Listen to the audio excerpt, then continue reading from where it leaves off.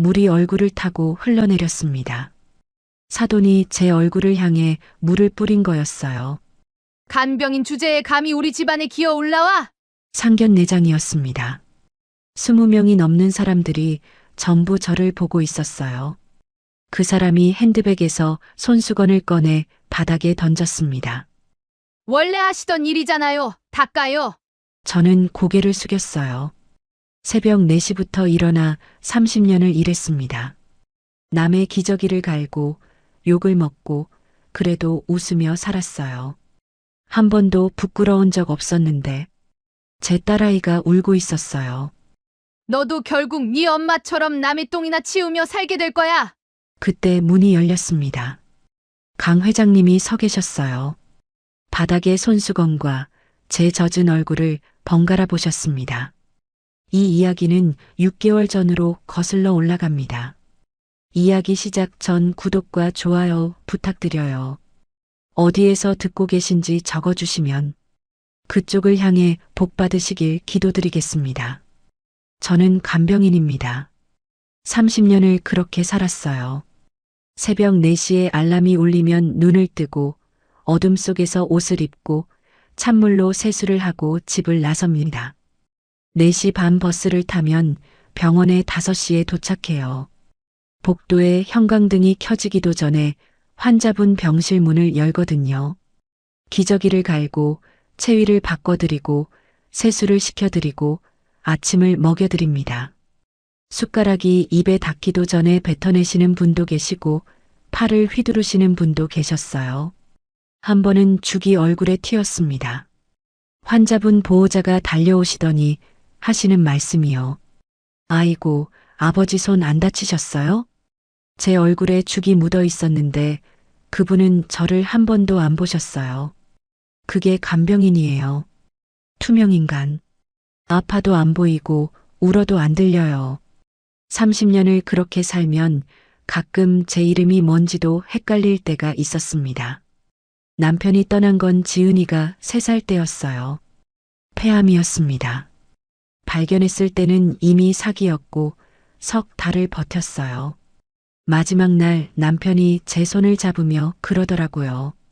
순호가 지은이 잘 부탁해. 그 말 한마디가 제 인생의 전부가 됐습니다. 남편이 남긴 건 월세 보증금 500만 원하고 3살짜리 딸 하나. 장례 치르고 남은 돈이 80만 원이었어요. 그래서 간병인을 시작했습니다. 다른 기술이 없었거든요. 할 줄 아는 거라곤 사람 곁에서 밤을 새우는 것뿐이었어요. 새벽에 나가서 밤에 들어오면 지은이가 현관문 앞에 앉아 있었습니다. 말없이 제 손을 잡더라고요. 그 작은 손이 제 손을 쥘 때마다 코끝이 찡했어요. 미안하기도 하고 고맙기도 하고 이 아이가 없었으면 저는 아마 일어나지 못했을 겁니다. 그렇게 27년을 일했어요. 제가 돌본 환자분이 몇 분인지 세어본 적은 없습니다. 10분? 20분? 셀 수 없었어요. 병실은 바뀌어도 하루는 똑같았거든요. 새벽 4시 기상, 기저귀, 세수, 식사, 약, 체위 변경, 산책, 또 식사, 또 약, 취침 보조, 그리고 밤새 곁을 지키는 것. 그 사이에 욕도 먹고 멍도 들고 허리도 나갔어요. 한 번은 환자분이 제 팔을 꼬집으셔서 살이 떨어져 나간 적도 있었습니다. 그래도 다음 날 새벽 4시에 일어났어요. 지은이 학비를 내야 했으니까요.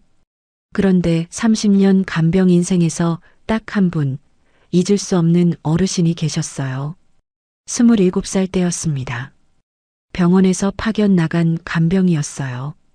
큰 병원 1인실에 계신 할머님이셨는데 처음 뵈었을 때 저를 보시더니 이러셨어요. 이렇게 어린 아가씨가 간병을 해? 네, 할머님. 잘 부탁드립니다. 그 할머님은 제가 돌본 모든 환자분 중에서 유일하게 제 이름을 불러주신 분이었습니다. 다른 분들은 야, 이봐, 간병인, 심하면 거기 있는 사람이라고 불렀어요. 그런데 그 할머님은 첫날부터 물으셨거든요. 이름이 뭐니? 박순옥입니다, 할머님. 순옥아. 그렇게 불러주셨어요. 매일. 3년 동안. 순옥아, 밥 먹었니? 순옥아, 오늘 힘들었지? 순옥아, 고마워. 고마워. 그 말을 간병인한테 해주시는 분이 있다는 걸 그때 처음 알았어요. 할머님은 가족 면회가 거의 없으셨습니다. 아들이 해외에 계신다는 말씀만 가끔 하셨고, 저는 그 아들이 누구인지, 성함이 뭔지 여쭤본 적이 없었어요. 간병인이 환자 가족 사정을 묻는 건 선을 넘는 거라고 배웠거든요. 3년을 곁에서 모셨습니다. 할머님은 점점 약해지셨고, 마지막 한 달은 제 손을 놓지 않으셨어요. 순옥아, 내가 너한테 해줄 게 없어서 미안하다. 할머님, 무슨 말씀이세요? 저한테는 할머님이 제 이름 불러주시는 것만으로도 충분해요. 그날 밤 할머님이 제 손을 잡고 편지를 한 통 부탁하셨어요. 아들에게 보내는 편지. 떨리는 목소리로 한 글자씩 불러주시는 걸 제가 받아 적었습니다. 무슨 내용이었는지는 기억나지 않아요. 아니, 기억하지 않으려고 했습니다. 그건 할머님과 아들분의 이야기니까요. 새벽 3시였어요.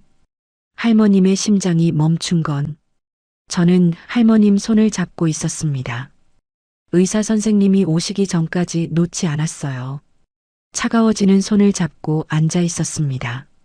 3년을 매일 잡았던 손이었거든요. 장례식장에서 젊은 남자분이 뛰어오셨어요. 해외에서 급히 오신 것 같았습니다.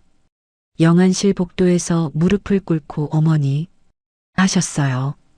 저는 그 모습을 멀리서 보고 병원을 나왔습니다. 편지를 간호사 선생님께 맡기고요. 그 어르신의 성함도 가족이 누구인지도 저는 몰랐어요. 3년을 곁에 있었지만 저는 그냥 할머님이라고만 불렀거든요. 영안실에서 무릎 꿇던 그 청년의 얼굴만 희미하게 기억날 뿐이었습니다. 그로부터 30년이 지났어요. 지은이가 대학을 졸업하고 대기업에 취직했을 때 저는 병원 복도에서 몰래 울었습니다. 제가 해준 게 없었거든요. 새벽에 나가고 밤에 들어오는 엄마. 학부모 상담 한 번 못 가본 엄마. 그런 엄마 밑에서 이 아이가 어떻게 이렇게 컸는지 신기했어요. 그러던 어느 날 지은이한테 전화가 왔습니다. 엄마, 나 결혼하고 싶은 사람이 생겼어. 심장이 덜컥 내려앉았어요. 기쁜 건지 무서운 건지 모르겠더라고요. 누구니? 강준혁이라고. 엄마, 좋은 사람이야. 지은이가 설명을 해줬습니다. 대기업 다니는 2살 위 남자. 성실하고 다정하고 지은이를 많이 좋아한다고. 그런데 한 가지. 그 집이 좀 큰 집이야, 엄마. 큰 집이 뭐가 어때서? 강태수 회장님 아들이야. 제 손에서 휴대폰이 미끄러질 뻔했습니다. 뉴스에서 보던 그 이름. 재벌가. 그런 집안의 간병인의 딸이 시집을 간다고요? 가슴이 두근거린 게 아니라 쿵 하고 내려앉았어요. 엄마, 준혁이는 그런 거 신경 안 써. 나만 보고 있어. 그래. 지은아. 내가 좋으면 엄마는 괜찮아. 괜찮지 않았어요. 잠이 안 왔습니다. 천장을 보면서 생각했어요. 재벌가 상견례에 간병인이 앉으면 어떤 표정을 지을까? 30년을 남의 기저귀 갈고 욕먹고 새벽에 일어나서 번 돈으로 딸 하나 키운 여자. 그게 저였어요. 나 같은 게 시댁의 민폐가 되면 어쩌지. 그날 밤 이불을 꽉 쥐었습니다. 손이 떨렸어요. 30년 동안 환자분 손을 잡아온 이 손이 딸의 행복 앞에서 이렇게 떨린 건 처음이었습니다. 그런데 지은이가 울면서 찾아온 건 그로부터 한 달 뒤였습니다. 한 달 뒤 저녁 9시쯤이었어요. 초인종이 울렸습니다. 이 시간에 올 사람이 없었거든요. 문을 열었더니 지은이가 서 있었어요. 눈이 퉁퉁 부어 있었습니다. 엄마. 그 한마디에 다 알았어요. 엄마라는 말에는 종류가 있거든요. 기쁠 때의 엄마, 배고플 때의 엄마, 그리고 세상에 기댈 곳이 없을 때의 엄마.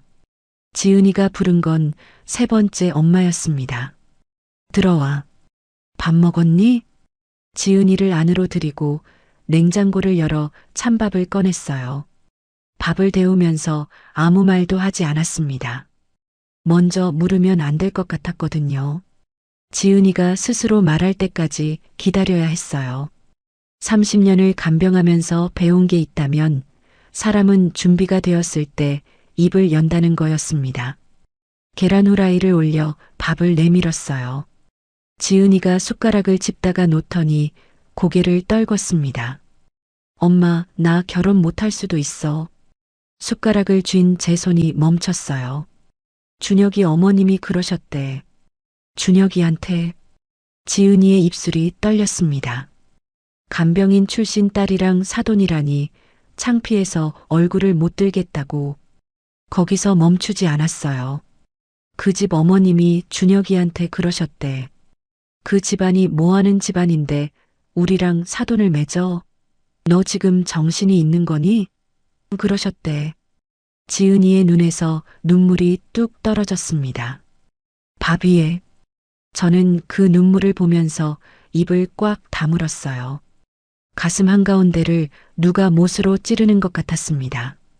하지만 제 앞에서 무너지면 지은이가 더 힘들어질 거였거든요. 숨을 한번 크게 쉬었습니다. 그리고 웃었어요. 웃을 수 있는 만큼만. 시어머님도 처음이라 그러시겠지. 아들 결혼시키는 거 쉬운 일이 아니잖아. 엄마는 괜찮아. 엄마가 무슨 잘못을 했다고. 잘못한 거 없지. 그러니까 괜찮은 거야. 지은이를 재우고 방문을 닫았습니다. 화장실에 들어가 세면대를 잡았어요. 거울 속의 얼굴이 보였습니다. 주름투성이에 기미 자국에 손은 거칠고 이 얼굴이 재벌가 상견례장에 앉으면 어떤 시선을 받을까? 괜찮지 않았어요. 하지만 지은이 앞에서 무너질 수는 없었거든요. 그 아이 앞에서 제가 흔들리면 지은이가 사랑을 포기해버릴 것 같았습니다. 간병인의 딸이라는 이유로 상견례 날짜가 잡혔어요. 2달 뒤 서울 시내 호텔 한식당 개인룸. 준혁 씨가 직접 전화를 했습니다.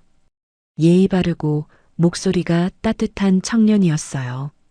어머님, 상견례 장소는 제가 준비하겠습니다. 편하게 오시기만 하세요. 고마워, 준혁 씨. 전화를 끊고 한참을 앉아 있었어요. 편하게 오라는데 제가 뭘 입고 가야 하는 건지 모르겠더라고요. 옷장을 열어봤습니다. 간병할 때 입는 조끼, 마트 갈 때 입는 바람막이, 장례식 때 입었던 검은 원피스.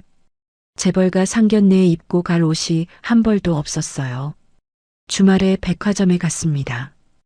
에스컬레이터를 타고 올라가는데 심장이 두근거렸어요. 간병인 30년 동안 백화점에 제 옷을 사러 와본 적이 없었거든요.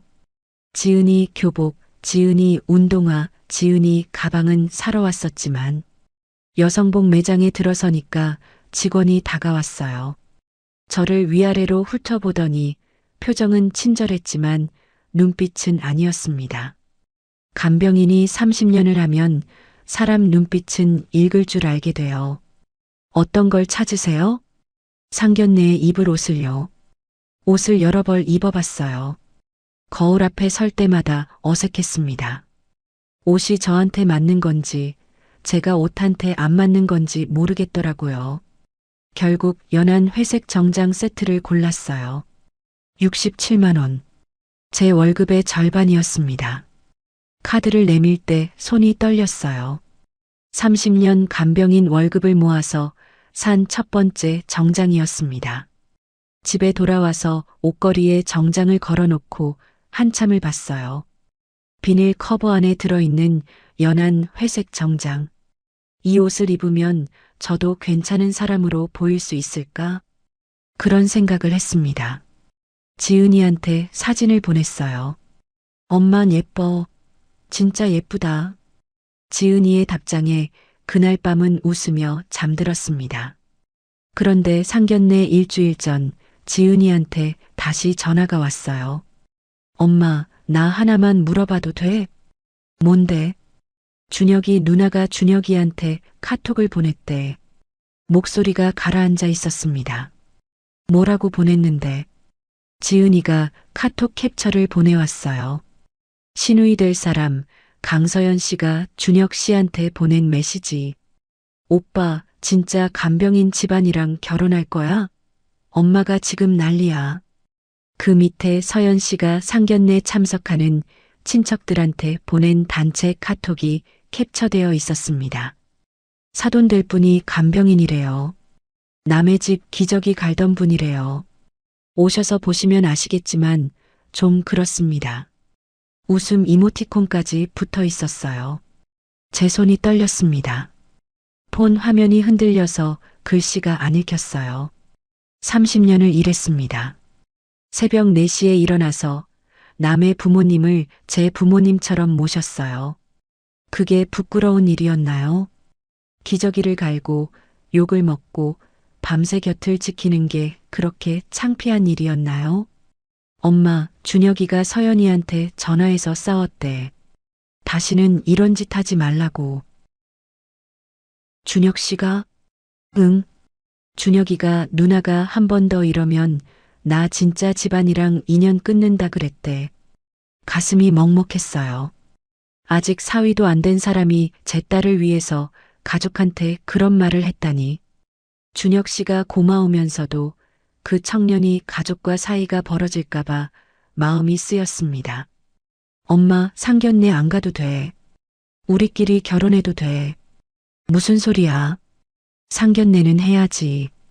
엄마가 상처받을까봐 그래. 엄마는 안 상처받아. 30년을 견뎠는데 상견례 한 번 못 견디겠니? 거짓말이었어요. 폰을 끊고 방바닥에 앉았습니다. 옷장에 걸린 연한 회색 정장이 보였어요. 67만 원짜리. 제 월급 절반을 들여 산 옷. 저 옷을 입고 가도 사람들은 이미 알고 있을 거였습니다. 간병인. 남의 기저귀 갈던 여자. 웃음 이모티콘. 그래도 가야 했어요. 지은이가 사랑하는 사람과 결혼하는 건데 엄마가 겁먹어서 안 간다고 할 수는 없었으니까요. 상견례 날 아침 거울 앞에서 처음 산 정장을 입었습니다. 손이 떨렸어요. 블라우스 단추를 채우는데 3번을 실패했습니다. 거울 속에 제 얼굴이 보였어요. 주름이 깊었고 눈밑이 꺼져 있었고 손은 거칠었어요. 그래도 고개를 들었습니다. 박순옥, 너는 부끄러운 사람이 아니야. 거울 속에 제게 말했어요. 그 말을 믿으려고 했습니다. 믿어야 했거든요. 오늘 하루만이라도. 호텔 로비에 들어서는 순간부터 알았어요. 뭔가 이상하다는 걸. 엘리베이터에서 내려 한식당 개인 룸 앞까지 가는데 복도에서 마주치는 사람들의 시선이 달랐습니다. 한두 명이 아니었어요. 룸 안에서 나오다 마주친 여자분이 저를 위아래로 훑어보더니 옆 사람한테 뭐라고 속삭였어요. 그 사람이 고개를 돌려 저를 봤습니다. 수군거림이 들렸어요. 또렷하게 들린 건 아니었지만 분위기로 느낄 수 있었거든요. 30년을 간병하면서 배운 감각이 있어요. 병실에서 보호자들이 저를 두고 뭐라 하는지 등 뒤의 공기만으로도 알 수 있었습니다. 저 사람이 간병인이래. 그런 공기였어요. 지은이가 입구에서 기다리고 있었습니다. 제 손을 잡더니 꽉 쥐었어요. 엄마, 괜찮아. 내가 옆에 있을게. 괜찮아, 지은아. 엄마 손 좀 놔줘. 땀이 나서 미끄러워. 웃으면서 말했어요. 웃는 게 아니면 울 것 같았거든요. 룸문을 열었습니다. 긴 직사각형 테이블에 20명 넘는 사람들이 앉아 있었어요. 양쪽 집안 친척들. 문이 열리자 시선이 한꺼번에 쏠렸습니다. 그 시선들. 호기심 반, 멸시 반.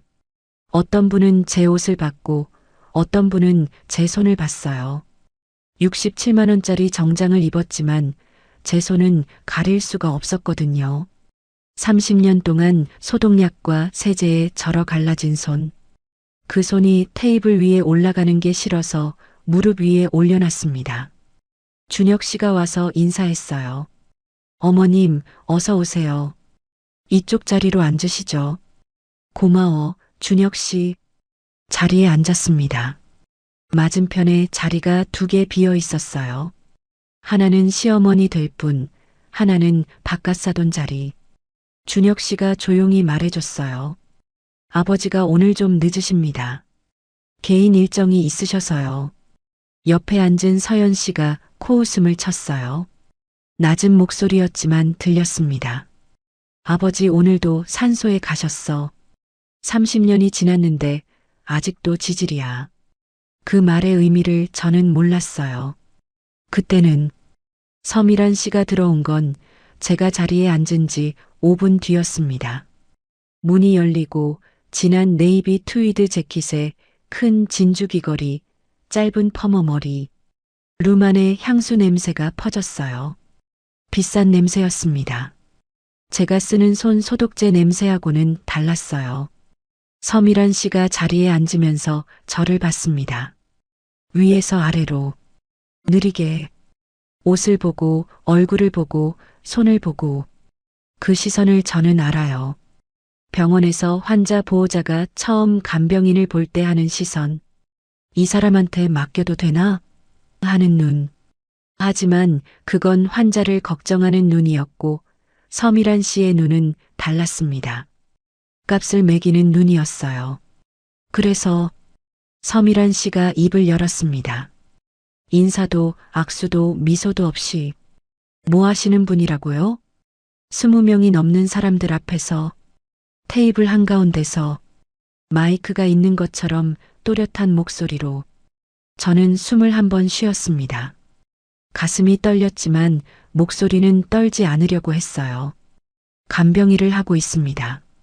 서미란 씨의 입꼬리가 올라갔어요.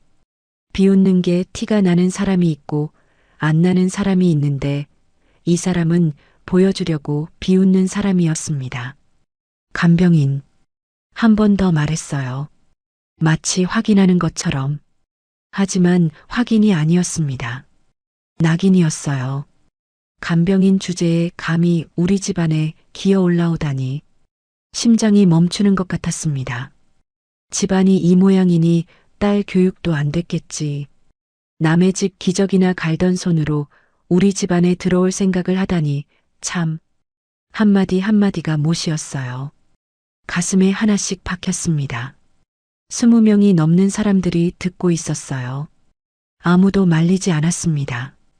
서연 씨는 옆에서 고개를 끄덕이고 있었어요.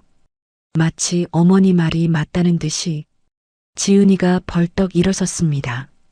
시어머님, 지금 그게 무슨 말씀이세요? 앉아. 어른이 말하는데. 서미란 씨가 지은이를 한번 쳐다보고 다시 저를 봤어요. 지은이는 눈에도 안 들어오는 것 같았습니다. 목표는 처음부터 저였거든요. 솔직히 말할게요. 이 혼사, 저는 반대예요. 아들이 제정신이 아닌 거지. 이런 집안이랑 사돈을 맺으면 내가 사람들한테 뭐라고 해요? 사돈이 간병인이라고? 준혁 씨가 일어서려 했어요. 제가 눈으로 말렸습니다. 이 자리에서 아들이 어머니한테 대들면 상황이 더 나빠질 거였거든요. 준혁 씨가 주먹을 쥔 채 다시 앉았습니다. 저는 대꾸하지 않았어요. 할 수 없었던 게 아니라 하면 안 된다고 생각했습니다. 제가 말대꾸를 하면 지은이의 결혼이 날아갈 것 같았어요. 30년을 참아왔습니다. 환자한테 욕을 먹어도 보호자한테 무시를 당해도 웃으면서 네 했어요. 오늘도 그러면 된다고 생각했습니다. 그런데 서미란 씨가 테이블 위에 물잔을 들었어요. 처음에는 물을 마시려는 줄 알았습니다. 잔을 들어 올리는 게 자연스러웠거든요. 그런데 물이 제 얼굴로 왔습니다. 차가웠어요. 이마에서 턱까지 물이 흘러내렸습니다. 눈에 들어가서 따가웠어요. 67만 원짜리 정장 블라우스에 물이 스며들었습니다. 더운 데서 남의 기저귀나 갈던 분이 시원하시라고 서미란 씨가 빈 잔을 내려놓으면서 말했어요. 여유 있는 목소리였습니다. 마치 아무 일도 아니라는 듯이 20명이 넘는 사람들이 숨을 죽였어요. 누군가 어머나 하는 소리가 들렸지만 그뿐이었습니다. 아무도 일어서지 않았어요. 지은이가 의자를 박차고 일어났습니다. 시어머님, 지은아. 제가 지은이의 손목을 잡았어요. 떨리는 손으로 물이 뚝뚝 떨어지는 얼굴로 지은이를 봤습니다. 괜찮아. 괜찮지 않았어요. 57년을 살면서 누군가한테 물을 맞아본 적은 처음이었거든요. 환자분이 물을 쏟으신 적은 있었어요. 하지만 그건 병 때문이었고 이건 사람이 사람한테 한 짓이었습니다. 블라우스 안쪽까지 물이 스며들었어요. 차가웠습니다. 하지만 더 차가운 건 20명 넘는 사람들의 시선이었어요. 동정도 아니었고 분노도 아니었고 구경이었습니다. 간병인이 물을 맞는 걸 구경하고 있었어요. 제 손이 떨리고 있었습니다. 무릎 위에 올려놓은 손이 30년을 환자분 손을 잡아온 이 손이 이렇게 떨린 건 처음이었어요. 그래도 고개를 들지 않았습니다. 고개를 들면 눈물이 떨어질 것 같았거든요. 이 사람들 앞에서 우는 건 지는 거였어요. 지면 안 됐습니다. 지은이를 위해서 저는 젖은 얼굴로 고개를 숙인 채 앉아 있었습니다.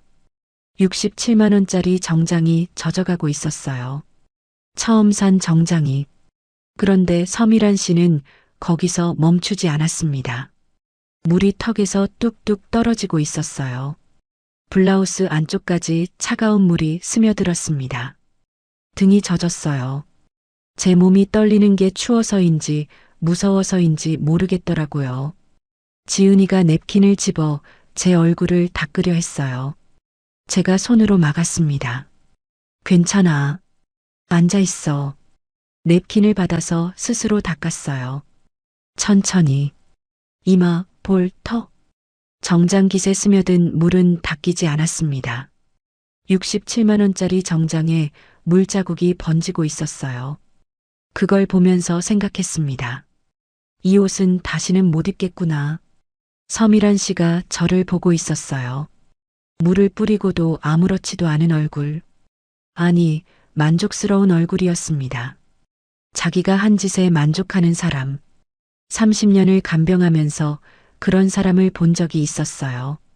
환자분이 아니라 보호자 중에 간병인한테 화풀이를 하고 나서 시원해하는 사람들. 서미란 씨는 그런 사람이었습니다. 그런데 이 사람은 아직 시원하지 않은 모양이었어요. 서미란 씨가 핸드백을 열었습니다. 안에서 하얀 손수건을 꺼냈어요. 자수가 놓인 비싼 손수건. 그걸 한번 펼쳐 보이더니 바닥에 던졌습니다.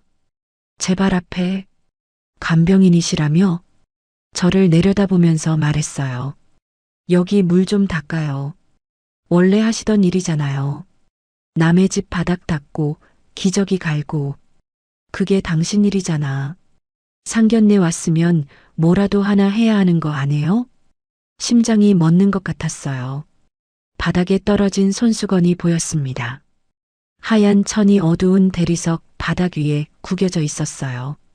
저 손수건을 주우라는 거였습니다. 20명이 넘는 사람들 앞에서 무릎을 꿇고 바닥을 닦으라는 거였어요. 손이 떨렸습니다. 하지만 움직이지 않았어요. 제가 저 손수건을 주우면 지은이가 무너질 거였거든요. 엄마가 무릎을 꿇는 걸 보면 그 아이가 평생 지고 갈 거였습니다. 안 주우시네. 서미란 씨가 고개를 기울이며 말했어요. 시키면 해야지. 원래 그렇게 돈 벌어왔으면서. 서연 씨가 옆에서 한마디 했습니다. 엄마, 그만하세요. 그만하라는 게 아니었어요. 톤으로 알 수 있었습니다. 이 정도면 됐으니까 정리하자는 뜻이었어요. 딸이 어머니를 말린 게 아니라 시간이 됐으니 마무리하자는 뜻이었습니다. 서미란 씨가 서연 씨를 흘깃보더니 다시 저를 봤어요. 그리고 핸드백에서 봉투를 하나 더 꺼냈습니다. 하얀 봉투, 두툼했어요. 서미란 씨가 그걸 테이블 위에 밀어 넣었습니다. 제 앞으로 봉투가 테이블보 위를 스르륵 미끄러져 제 손 앞에서 멈췄어요. 여기 3천만 원이에요. 3천만 원. 간병비라고 생각해요. 30년 동안 남의 집 기저귀 갈고 욕먹으면서 번 돈이 얼마나 되겠어요. 이거면 충분하잖아요. 이거 받고 깔끔하게 혼사 없던 일로 해요. 제 30년이 3천만 원이었습니다. 새벽 4시에 일어나서 버스 타고 병원에 가고 기저귀 갈고 욕먹고 밤새 곁을 지키고 월급 받아서 지은이 학비 내고 밥 해먹이고 또 새벽에 일어나고 그 30년이 그 모든 날들이 3천만 원 봉투를 바라봤어요. 밀어내지도 받지도 않았습니다. 봉투를 밀어내면 자존심이고 받으면 굴복이었어요. 어느 쪽이든 이 사람이 원하는 그림이었습니다. 그래서 아무것도 하지 않았어요. 저는 돈 때문에 딸을 키운 게 아닙니다. 그 한마디만 했어요. 목소리가 떨렸는지 안 떨렸는지 기억이 안 나요. 다만 최대한 또박또박 말하려고 했습니다. 서미란 씨의 눈이 가늘어졌어요. 제가 기대한 반응이 아니었던 거겠죠. 울거나 봉투를 밀어내거나 소리를 지르거나 그런 걸 기대했을 거예요. 그런데 제가 아무 반응도 안 하니까 더 화가 난 것 같았습니다. 서연 씨가 다시 입을 열었어요. 엄마 말 들어요. 솔직히 이런 집안이랑 사돈이면 우리 체면이 안 서거든요. 준혁 오빠도 결국은 아실 거예요. 걸맞은 집안이 있는 법이잖아요. 준혁 씨가 누나하고 불렀지만 서연 씨는 듣지 않았어요. 아니, 안 들은 척 했습니다. 저는 참을 수 있었어요. 저한테 하는 말은 30년을 참아왔으니까요. 물을 뿌리든 손수건을 던지든 돈을 밀어넣든 제 몫의 모욕은 감당할 수 있었습니다. 그런데 서미란 씨가 고개를 돌렸어요. 지은이를 봤습니다. 너. 지은이가 고개를 들었어요. 너도 결국 엄마처럼 남의 똥이나 치우며 살게 될 거야. 피는 못 속이거든. 제 안에서 뭔가 끊어지는 소리가 났습니다. 30년을 참았어요. 환자분한테 뺨을 맞아도 참았고 보호자한테 이것도 못하냐는 소리를 들어도 참았고 오늘 물을 맞아도 참았고 손수건이 발 앞에 떨어져도 참았고 30년을 3천만 원으로 환산해도 참았습니다. 하지만 지은이한테는 제 딸한테는 저 말만은 참을 수 없었어요. 의자를 밀고 일어서려 했습니다. 손에 힘이 들어갔어요. 뭐라도 해야 했어요. 저 사람한테 한마디라도 해야 했어요. 30년 만에 처음으로 참지 않으려 했습니다. 그때였어요. 문이 열렸습니다. 무겁고 넓은 나무 문이 천천히 열리면서 복도의 빛이 쏟아져 들어왔어요. 강태수 회장님이 서 계셨습니다. 차콜 그레이 수트에 흰 셔츠, 은색 안경 너머의 눈이 룸 안을 훑었어요. 바닥에 손수건을 봤습니다. 테이블 위에 돈 봉투를 봤습니다. 그리고 제 얼굴을 봤어요.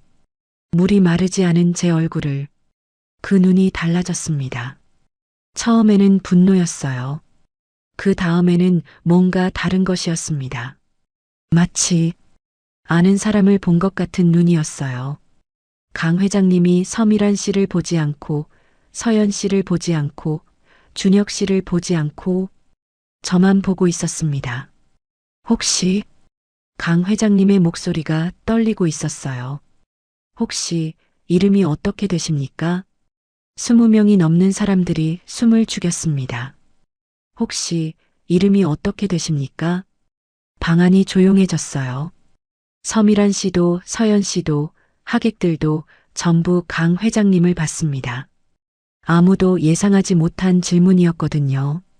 들어오자마자 상황을 따지거나 서미란 씨를 꾸짖거나 그런 걸 기대했을 거예요. 그런데 이 사람은 제 이름을 물었습니다. 저는 고개를 들었어요. 물기가 마르지 않은 얼굴로 강 회장님을 봤습니다. 처음 보는 얼굴이었어요. 아니, 처음이 아니었습니다. 어디서 본 적이 있는 것 같았어요. 하지만 67세의 은색 머리, 넓은 이마, 은색 안경 너머의 깊은 눈. 제 기억 속 어딘가에 있는 얼굴이었는데 잡히지가 않았습니다. 박순옥입니다. 제 이름을 말했어요. 또박또박, 떨리지 않게. 강 회장님의 얼굴이 변했습니다. 처음에는 흔들림이었어요. 눈이 커졌습니다. 그 다음에는 입술이 떨렸어요. 은색 안경 너머의 눈에 물기가 차는 게 보였습니다. 67세의 재벌 회장이 20명이 넘는 사람들 앞에서 눈이 젖어가고 있었어요. 30년 전, 강 회장님의 목소리가 갈라졌습니다. 어머니를 돌봐주셨던 그 순옥 씨? 심장이 멎었어요.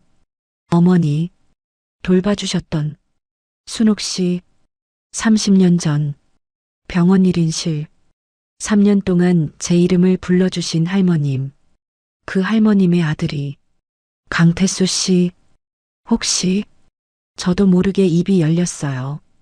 존칭도 뭣도 다 잊어버렸습니다. 30년 전 영안실 복도에서 무릎 꿇던 그 젊은 남자, 해외에서 급히 돌아와 어머니 하며 주저앉던 그 사람, 그 청년의 얼굴이 겹쳐졌어요. 30년의 주름과 은색 머리를 지우면 그때 그 사람이었습니다. 그때 그 할머님의, 네, 강 회장님이 한 발짝 다가오셨어요. 그리고 멈추셨습니다. 눈이 빨개져 있었어요. 30년을 찾았습니다. 그 한마디에 온몸에 힘이 빠졌어요. 서미란 씨가 상황을 이해하지 못하고 있었습니다. 여보, 지금 뭐 하는 거예요? 이 사람이 누군데 갑자기 이름을 물어요?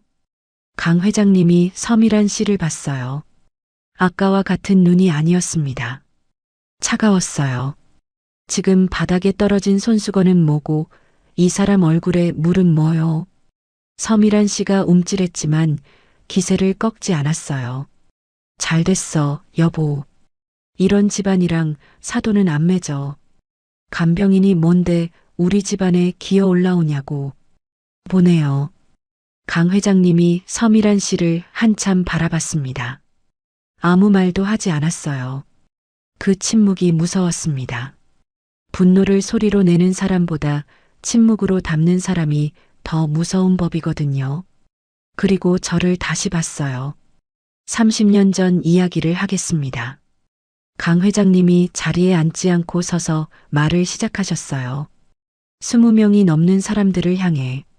하지만 눈은 저만 보고 계셨습니다. 30년 전 제 어머니가 돌아가셨습니다. 방안이 다시 조용해졌어요. 저는 해외에 있었습니다. 어머니가 위독하시다는 연락을 받고 비행기를 탔지만 도착했을 때는 이미 늦었습니다. 새벽 3시 영안실에 도착해서 어머니 얼굴을 보았을 때 어머니 손이 따뜻했습니다. 강 회장님의 목소리가 떨리고 있었어요. 누군가 어머니 손을 잡고 있었다는 뜻이었습니다. 돌아가시기 직전까지 간호사에게 물었습니다. 마지막에 곁에 있던 사람이 누구냐고. 저는 30년 전 그 새벽을 떠올렸습니다. 할머님의 심장이 멈추고 의사 선생님이 오시기 전까지 저는 할머님 손을 놓지 않았어요. 차가워지는 손을 잡고 앉아 있었습니다. 3년을 매일 잡았던 손이었으니까요. 간호사가 말했습니다. 순옥이라는 간병인이 3일 밤을 안 주무시고 어머님 손을 잡고 계셨어요. 3일 밤입니다. 남도 아닌 간병인이, 돈 받고 일하는 사람이 3일을 안 자고 어머니 손을 잡고 있었습니다. 코끝이 찡했어요. 그때를 기억합니다. 3일이 아니라 일주일이었어요. 할머님이 의식을 잃으신 후부터 돌아가실 때까지. 하지만 그건 중요하지 않았어요. 할머님이 제 이름을 불러주신 분이었으니까요. 이름을 불러주는 사람의 마지막을 함께하는 건 당연한 거였거든요. 제가 영안실에 도착했을 때 그 간병인은 이미 떠난 뒤였습니다. 편지 한 통만 간호사에게 맡기고 저는 그 사람을 찾으려 했습니다. 병원에 물었지만 파견 간병인이라 연락처가 없다고 했습니다. 강 회장님이 잠시 멈추셨어요. 숨을 고르시는 것 같았습니다. 30년입니다. 30년 동안 이름 석자만 가지고 찾았습니다. 박순옥, 어머니의 마지막을 지켜준 사람. 그 사람을 찾아서 고맙다는 말을 해야 했습니다. 어머니 대신 강 회장님이 저를 봤어요. 눈이 빨갛게 젖어 있었습니다. 그런데 오늘 목소리가 잠겼어요. 오늘이 어머니 기일이어서 산소에 다녀왔습니다. 어머니한테 올해도 못 찾았습니다. 죄송합니다 하고 왔는데 상견례에 와보니 그 사람이 여기 앉아 있었습니다. 강 회장님의 눈에서 눈물이 한 줄 흘러내렸어요. 얼굴에 물을 맞은 채로, 발 앞에 손수건이 던져진 채로 30년 전에 어머니 손을 잡아주던 그 사람이 방 안에 흐느끼는 소리가 들렸어요. 하객 중 누군가였습니다. 서미란 씨의 얼굴이 하얗게 질려가고 있었어요. 서연 씨가 고개를 떨궜습니다. 저는 울지 않으려 했어요. 이를 꽉 물었습니다. 하지만 코끝이 찡하고 목이 메고 시야가 흐려졌어요. 30년이었거든요. 30년 동안 아무도 찾지 않았다고 생각했어요. 할머님이 돌아가시고 저는 다음 환자한테 갔고 또 그 다음 환자한테 갔고 누구도 제 이름을 기억하지 않을 거라고 생각했습니다. 그런데 이 사람이 30년을 찾고 있었어요. 이름 석자만 가지고. 오늘이 어머니 기일인 걸 아까 서연이가 말하더라고요. 강 회장님이 서연 씨를 봤습니다. 30년이 지났는데 아직도 지질이야. 그렇게 말했다면서? 서연 씨의 얼굴이 창백해졌어요. 고개를 더 떨궜습니다. 강 회장님이 다시 서미란 씨를 봤어요. 당신은 한마디만 하고 멈추셨습니다. 할 말이 너무 많아서 멈추는 사람의 침묵이었어요. 당신한테는 나중에 따로 하겠소. 그리고 저를 봤습니다. 순옥 씨, 30년 만에 드리는 인사가 늦었습니다. 강태수 회장님이 20명이 넘는 하객들 앞에서, 서미란 씨 앞에서, 서연 씨 앞에서 저한테 허리를 숙여 인사하셨어요. 감사합니다. 어머니 대신 감사드립니다. 저는 그때 울었어요. 참으려고 했는데 안 됐어요. 30년 동안 한 번도 들어보지 못한 말이었거든요. 환자분이 돌아가시면 다음 환자한테 갑니다. 보호자가 인사를 하는 경우는 거의 없어요. 간병인은 그런 존재예요. 끝나면 사라지는 사람, 이름 없는 사람, 투명인간. 그런데 이 사람이 30년을 찾아서 상견례장 한가운데서 재벌 회장이 간병인한테 허리를 숙였습니다. 눈물이 멈추지 않았어요. 하지만 저는 알고 있었습니다. 이것으로 끝이 아니라는 것을. 강 회장님이 안주머니에서 낡은 봉투 하나를 꺼내셨거든요. 강 회장님이 허리를 펴셨어요. 그리고 양복 안주머니에 손을 넣었습니다. 천천히, 조심스럽게, 마치 유리로 된 것을 꺼내듯이 낡은 봉투 하나가 나왔어요. 누렇게 변색된 갈색 봉투, 모서리가 닳아서 보풀이 일어 있었고 접히고 펴진 자국이 수십 번은 되어 보였습니다. 30년 된 봉투라는 게 한눈에 알 수 있었어요.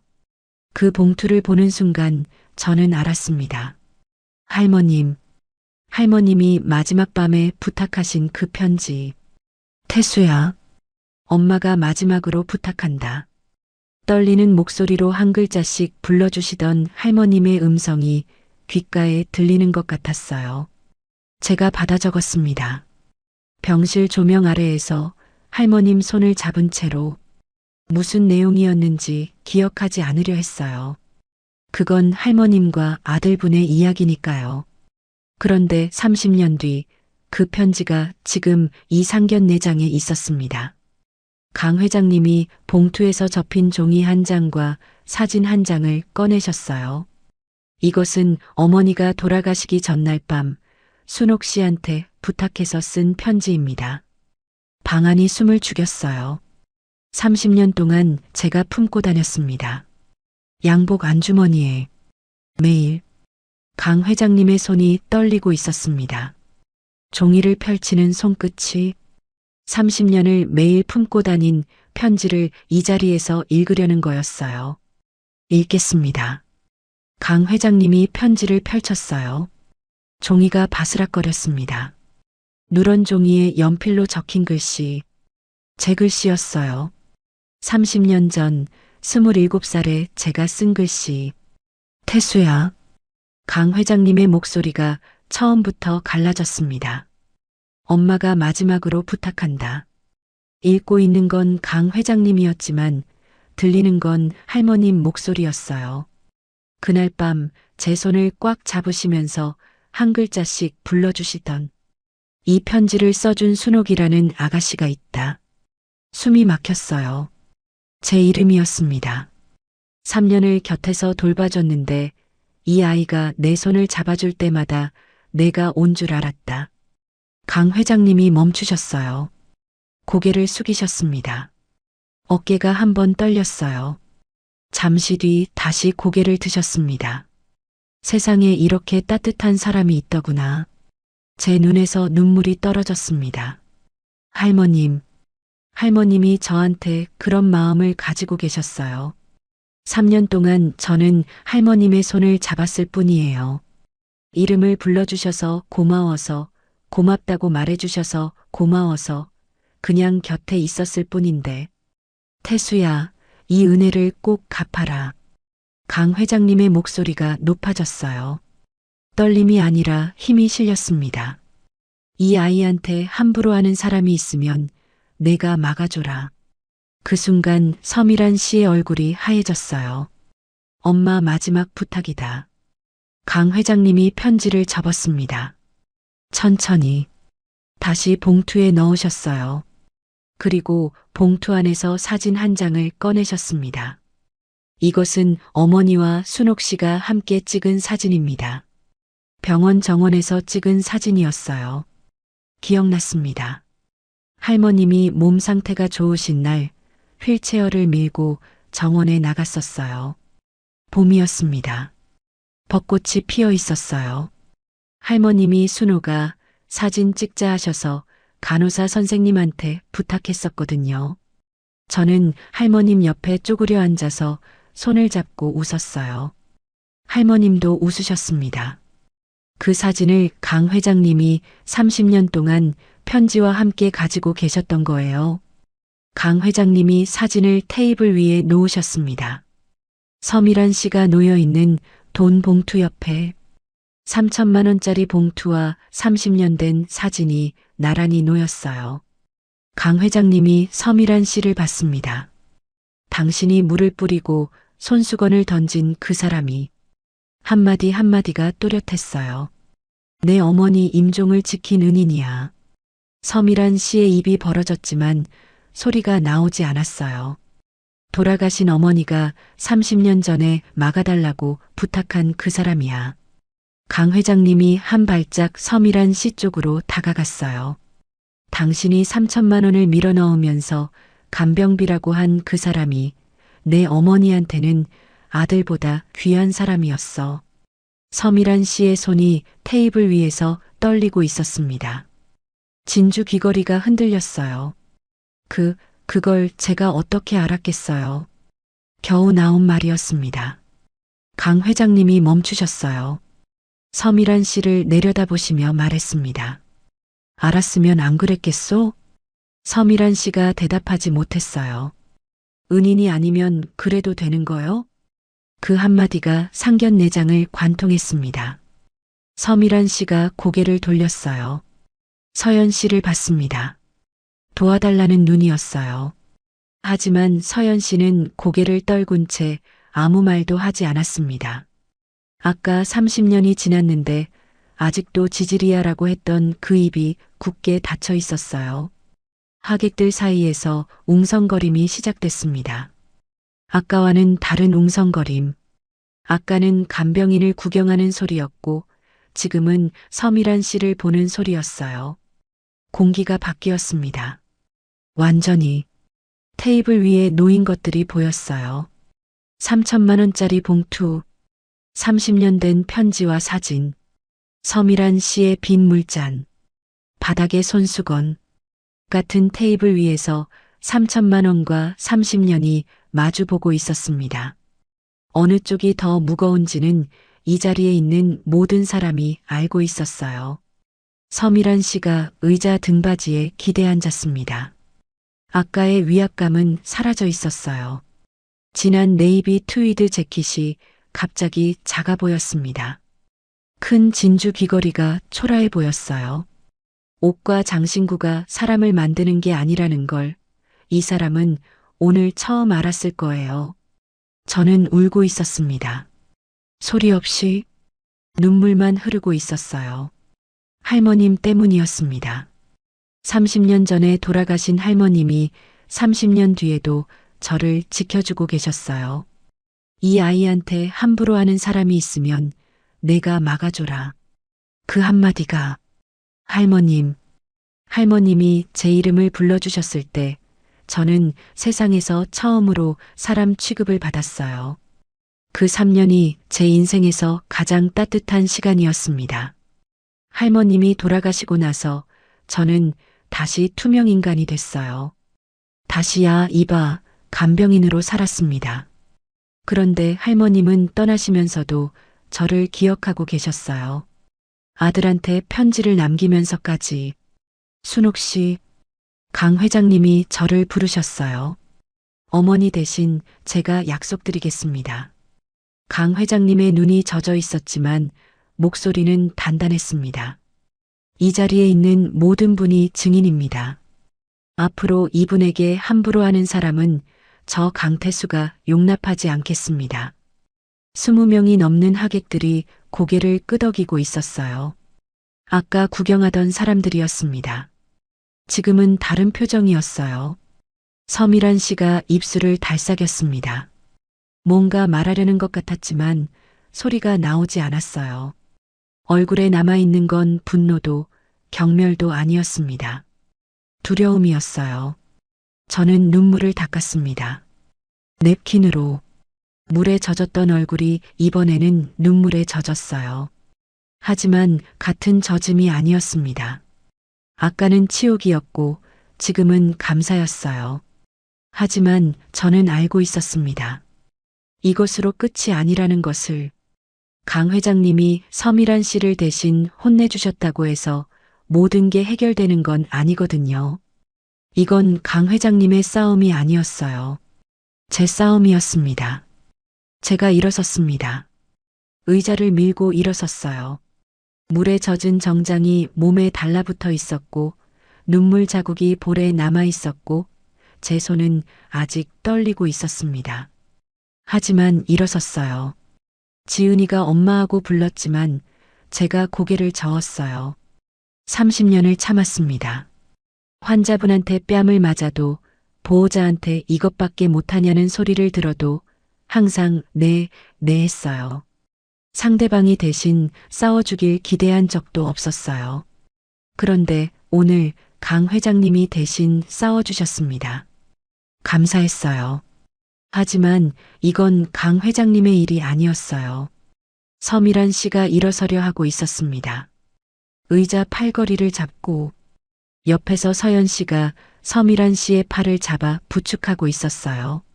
서미란 씨의 다리가 후들거리는 게 보였습니다. 아까 물을 뿌릴 때 그렇게 당당하던 사람이 지금은 혼자 일어서지도 못하고 있었어요. 서미란 씨가 겨우 일어섰습니다. 그리고 저를 봤어요.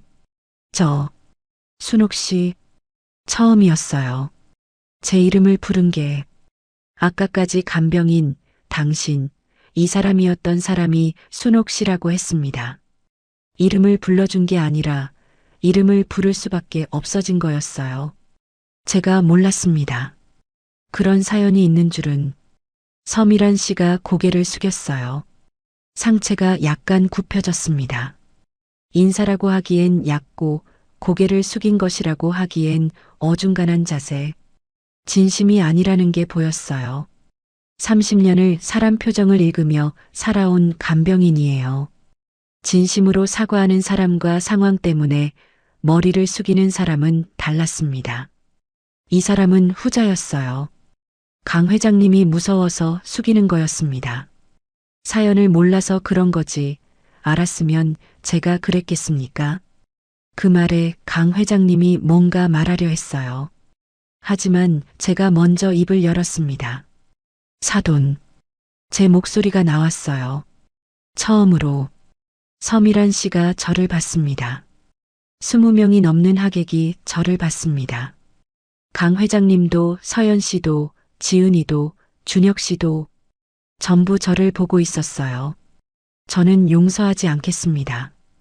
방안이 얼어붙었어요. 서미란 씨의 눈이 커졌습니다. 사과했으니 용서해 주겠거니 했을 거예요. 강 회장님 앞에서 고개 한번 숙이면 끝날 줄 알았을 거예요. 그런데 간병인이, 물 맞은 간병인이 용서하지 않겠다고 했습니다. 사돈, 한 가지 물을게요. 저는 최대한 또박또박 말하려 했어요. 목소리가 떨리지 않도록. 사연을 몰라서 그랬다고 하셨지요. 그러면 하나만 물을게요. 제가 강 회장님 어머니를 돌봤던 사람이 아니었으면요.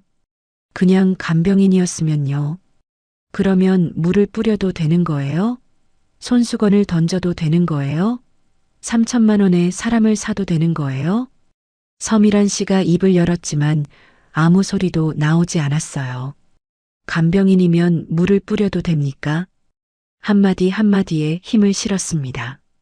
간병인이면 바닥을 닦으라고 해도 됩니까? 손이 떨렸지만 멈추지 않았어요.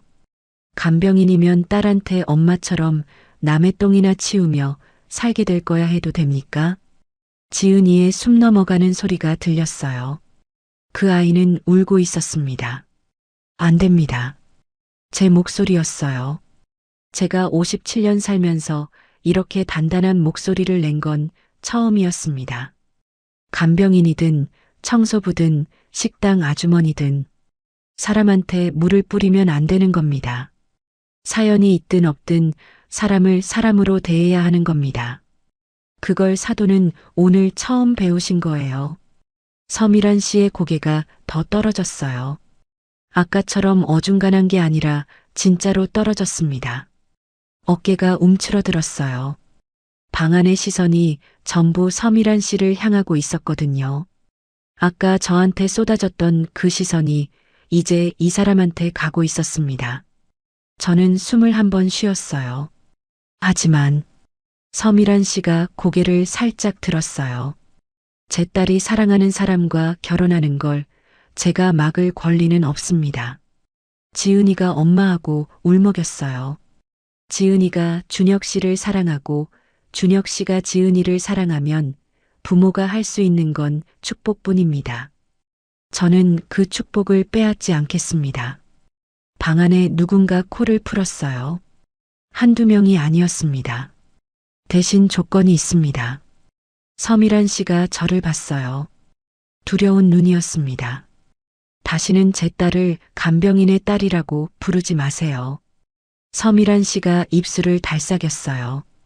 제 딸은 박지은입니다. 간병인의 딸이 아니라 박지은이에요. 이름이 있는 사람입니다.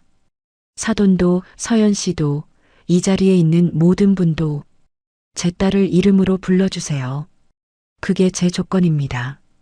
서미란 씨가 고개를 끄덕였어요. 작게 거의 보이지 않을 정도로. 하지만 끄덕였습니다. 그게 이 사람이 할 수 있는 최대였어요. 진심 어린 사과는 이 사람한테서 나올 수 없다는 걸 저는 알고 있었습니다. 고개를 끄덕인 것, 그걸로 충분했어요. 아니, 충분하지 않았지만 그 이상을 바라지 않기로 했습니다. 강 회장님이 저를 보고 계셨어요. 그 눈에 뭔가가 있었습니다. 존경이었어요. 재벌 회장이 간병인한테 보내는 존경. 그게 어색하지 않은 자리였습니다. 오늘은 순옥 씨, 강 회장님이 말씀하셨어요.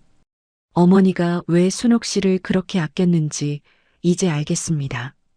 저는 웃었어요. 울다가 웃었습니다. 물 맞고 울고 소리치고 또 울고 57년 인생에서 가장 긴 하루였어요.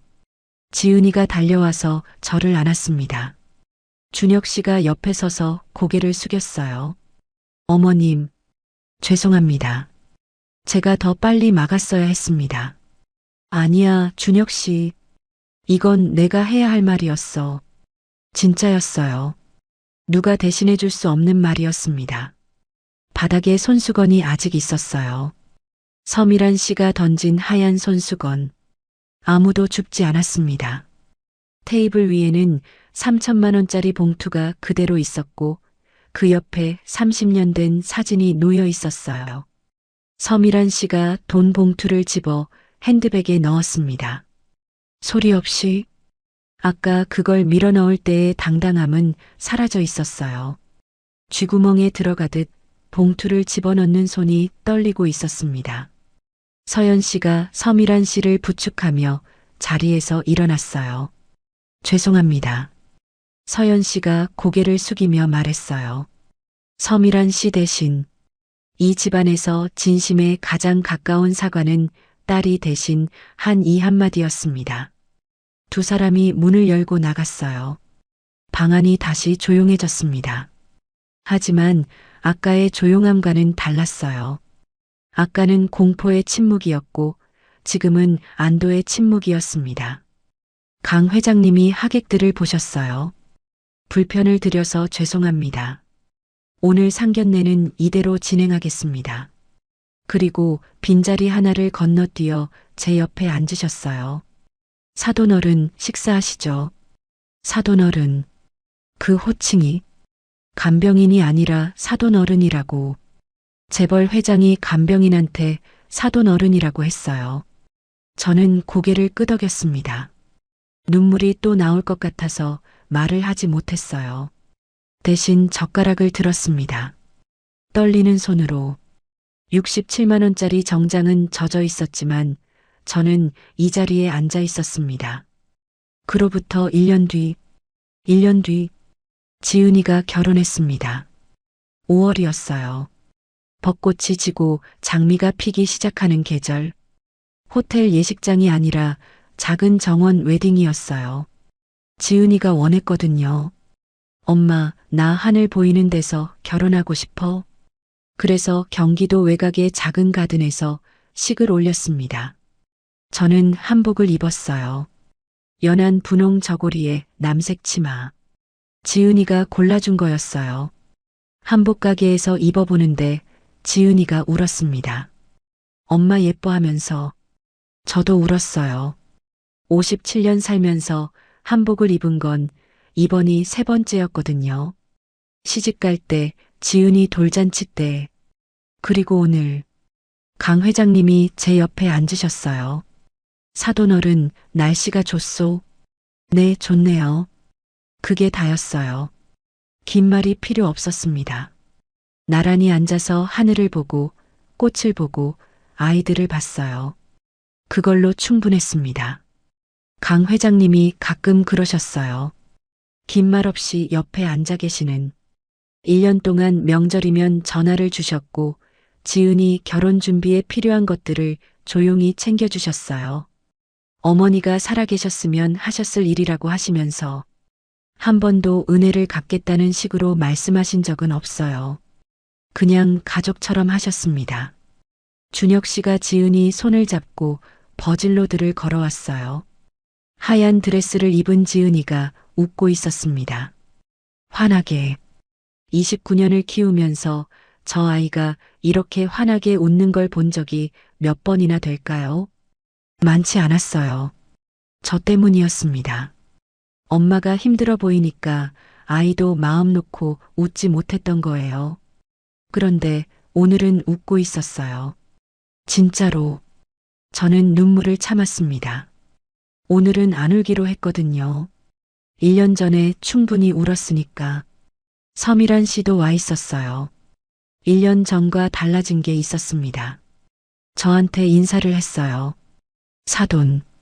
그 한마디. 그게 전부였어요.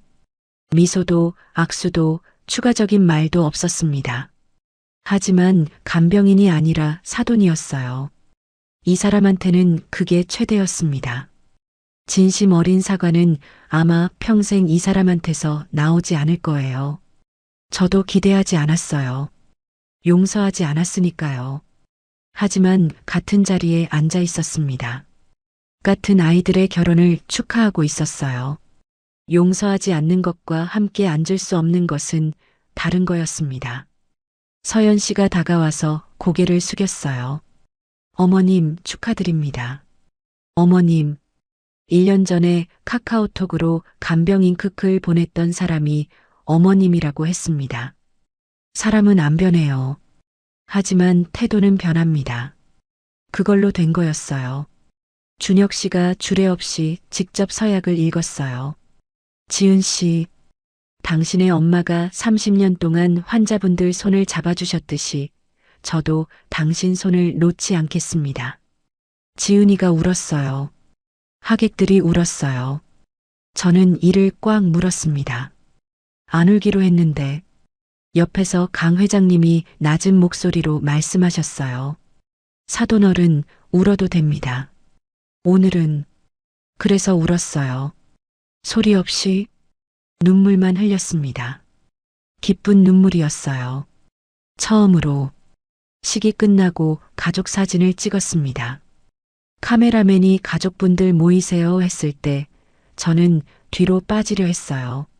습관이었거든요. 간병인은 사진에 안 찍힙니다. 환자분 가족 사진 찍을 때 항상 옆으로 빠졌어요. 30년 동안. 그런데 지은이가 제 팔을 잡았어요. 엄마 뭐해? 이리 와. 준혁 씨가 반대편에서 제 팔을 잡았습니다. 어머님 가운데 서세요. 강 회장님이 제 옆에 서셨어요. 서미란 씨도 줄의 끝에 서 있었습니다.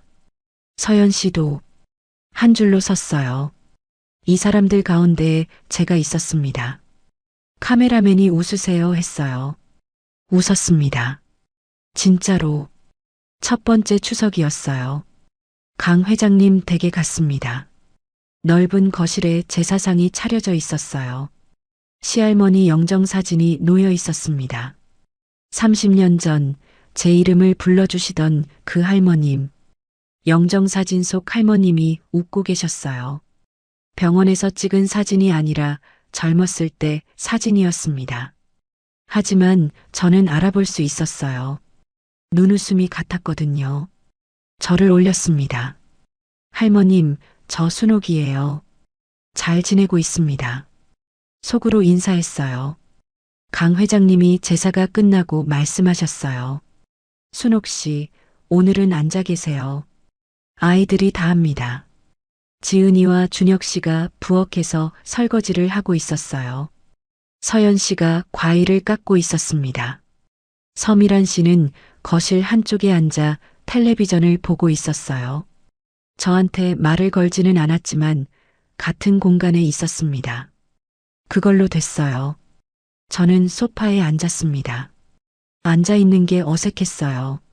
30년 동안 추석이면 남의 집에서 환자를 돌봤거든요. 명절에 쉬어본 적이 없었어요.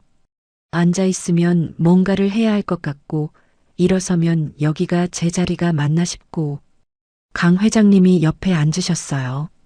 편하게 계세요, 사돈어른. 여기가 사돈어른 자리요. 여기가 제 자리. 그 말이 가슴에 오래 남았어요. 저는 박순옥입니다. 간병인 박순옥. 57세. 경력 30년. 돌본 환자 수는 셀 수 없이 많고 제 이름을 기억하는 환자는 거의 없었어요. 세상이 제 이름을 안 불러줘도 괜찮았어요. 딸이 행복하면 그걸로 됐으니까요. 그런데 알게 됐어요. 이름을 불러주는 사람이 있다는 것. 그것만으로도 사는 게 달라진다는 것. 30년 전 할머님이 순호가 하고 불러주셨을 때 저는 처음으로 사람이 됐어요. 오늘 강 회장님이 사돈어른하고 불러주셨을 때 저는 처음으로 가족이 됐어요. 지은이가 엄마하고 부를 때마다 저는 매번 살아있다는 걸 느꼈어요. 이름을 불러주는 것, 사람을 사람으로 대해주는 것, 그게 세상에서 제일 큰 선물입니다. 여러분도 오늘 누군가의 이름을 불러주세요. 그 한마디가 누군가의 30년을 바꿀 수 있습니다. 이야기를 끝까지 들어주셔서 감사합니다. 여러분 모두 행복하세요.